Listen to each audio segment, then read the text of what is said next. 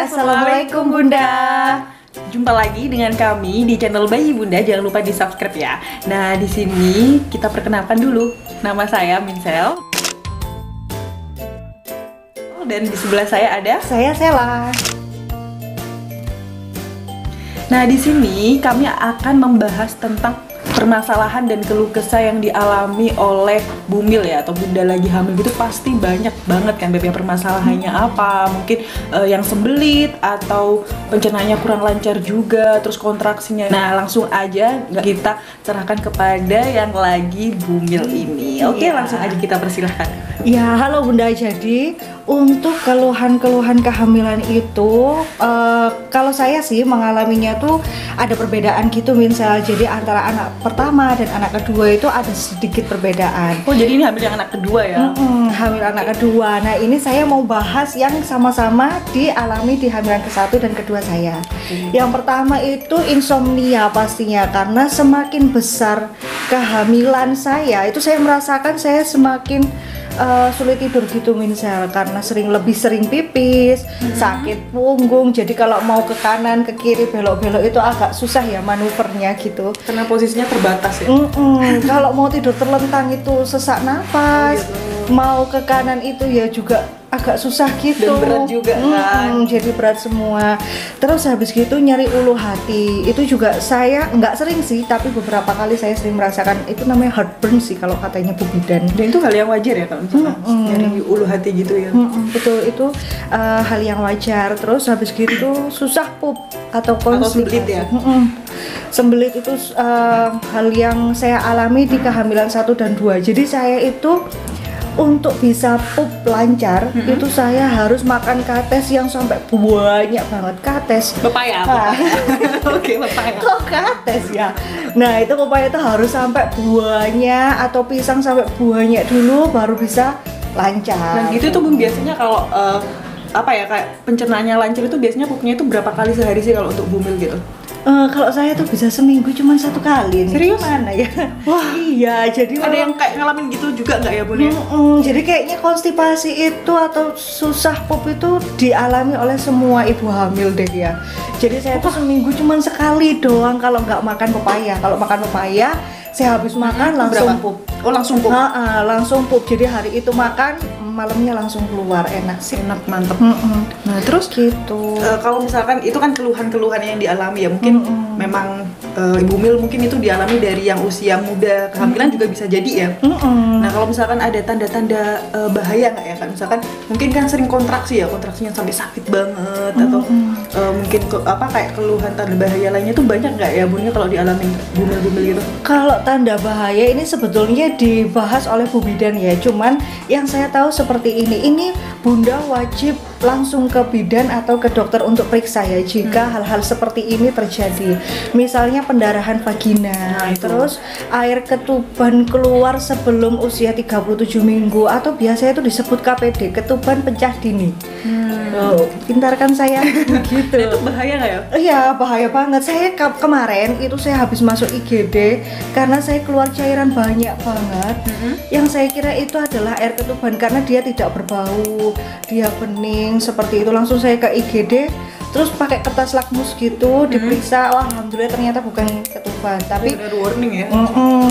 Tapi kenceng-kenceng kayak gitu. Nah, kenceng-kenceng ini juga Bunda patut waspada sih. Maksudnya sering kencing? Kenceng. Oh, kenceng, sorry, mohon maaf.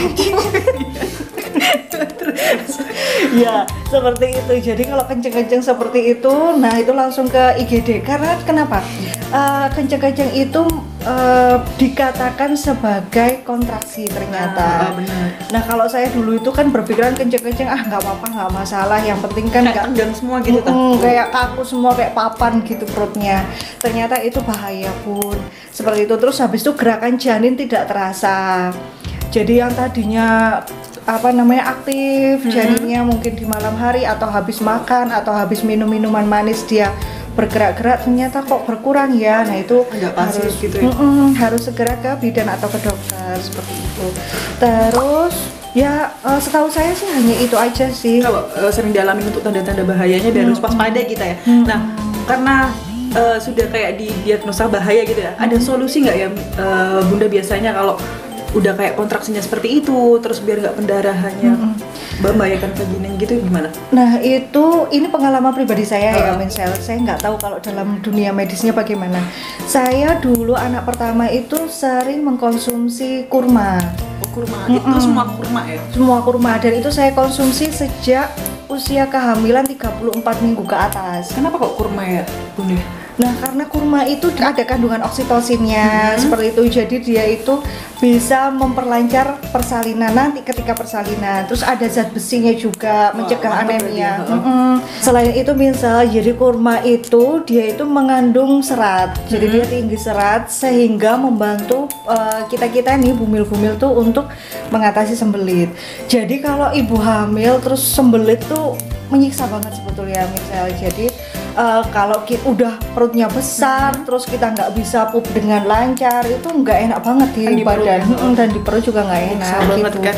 Nah dengan solusi kurma yang oke banget tadi ya Bunda, itu ada nggak ya spesifikasi kurma yang harus dikonsumsi apa? Mungkin dari jenis kandungannya kan mungkin beda-beda ya, tapi ada spesifikasinya sih nggak menurut Bunda, atau favoritnya Bunda atau apa biasanya gitu? Kalau kurma sepertinya semua kurma bisa bisa dikonsumsi ya buat solusinya ya. Untuk bumil, cuman kalau favorit saya sih kurma palm fruit ini. Jadi karena dia tuh kurmanya jenisnya kurma kering, terus dia tuh panjang-panjang gitu dan dagingnya itu banyak, lembut juga sih, jadi enak aja kalau dimakan, terasa kenyang gitu. Berarti semua kurma itu sebenarnya bisa buat dikonsumsi untuk menghindari sembelit atau pencernaan yang kurang lancar gitu juga. Jadi tinggi serat, jadi sumber energi juga mantap banget ya, bisa diperoleh di kurma gitu. Benar banget, itu juga sumber energi. Terus selain kurma saya juga konsumsi madu tuh Minsel. Wah, madu itu bisa jadi imun booster nggak sih? Benar, karena dia itu kan ada glukosanya, jadi dia juga bisa jadi sumber energi juga.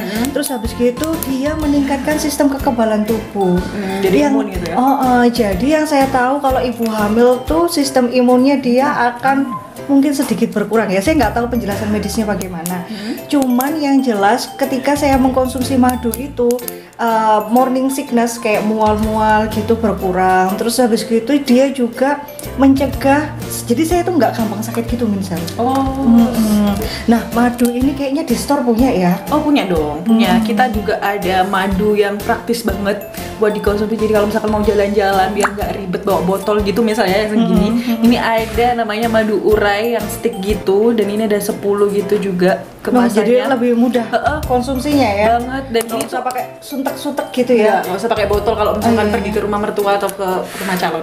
Tinggal digunting aja gitu. Bener. Dan ini tuh ada 2 varian Bunda. Jadi ada yang honey ginger, ini jahe jadi anget gitu. Kalau di tenggorokan kerasa banget serius. Terus kemudian ada yang biasa yang raw natural honey ini. Perlu dicoba. Udah coba belum Bunda? Oh saya sudah coba nih kayaknya yang mana ini, nih? yang original nih. Oh kalau aku suka yang ini nih, enak banget serius. Jadi kayaknya bunda-bunda harus nyoba ya untuk mengkonsumsi kurma, madu, terus mungkin kalau minyak zaitun gimana ya Minsel? Pernah coba nggak di kehamilan pertama dan kedua? Kalau yang pertama saya kurang kurang mengenal ini, malah nggak tahu saya kalau minyak zaitun tuh malah bagus sebetulnya untuk ini. Iya, jadi ada beberapa kayak literasi itu bilang kalau extra virgin olive oil ini bermanfaat banget buat bumil, apalagi untuk mengatasi kayak pendarahan. Nah, karena dia itu mengandung vitamin K, vitamin E dan juga vitamin A, Bun. Jadi kalau vitamin K itu dia itu lebih tupoksinya di tentang mencegah pendarahan. Nah, kemudian kalau vitamin A itu untuk imunitas tubuh juga, dan kemudian untuk vitamin E itu untuk melancarkan sistem peredaran darah. Jadi benar-benar terstimulasi banget untuk darah untuk di bumil ini, untuk peredaran darahnya itu terstimulasi banget dari si olive oil ini. Jadi untuk pendarahan gitu biar meminimalis, jadi pakai ini aja Beb. Serius. Ini bisa langsung konsumsi ya? Iya, bener, karena extra virgin ini kan dari oil yang perasan utama. Jadi tanpa pemanasan atau cold press gitu, Bunda. Jadi bisa banget langsung dikonsumsi tanpa dimasak atau diapapun. Karena kalau misalkan ini dipanaskan atau dimasak itu tambah mengurangi nutrisinya, dan itu berbahaya biasanya sih katanya gitu. Mungkin kalau saya saya campur salad buah tuh. Boleh campur salad buah atau campur di menu makanan biasa gitu. Enak banget. Jadi campur 1 sendok teh ke soto rawon gitu ya. Boleh. Seperti itu. Jadi untuk ibu hamil yang sedang berjuang di sana dengan kehamilannya, dengan cerita-cerita hebatnya juga, tetap semangat ya, dan tetap mengkonsumsi makanan-makanan yang sehat seperti yang tadi kita bahas ya, kurma, kurang lebihnya seperti itu. madu, minyak zaitun, seperti itu, dan semua produk-produk itu ada di Bayi Bunda Store, oke. Gitu. Okay. Apalagi ya Minsel? Mungkin itu aja ya. Dan jangan lupa, apalagi di masa pandemi kayak gini kan rentan banget kan imunitas tubuhnya, tetap keep healthy, keep safety ya. Oke. Oke, terima kasih Bunda. Assalamualaikum warahmatullahi wabarakatuh.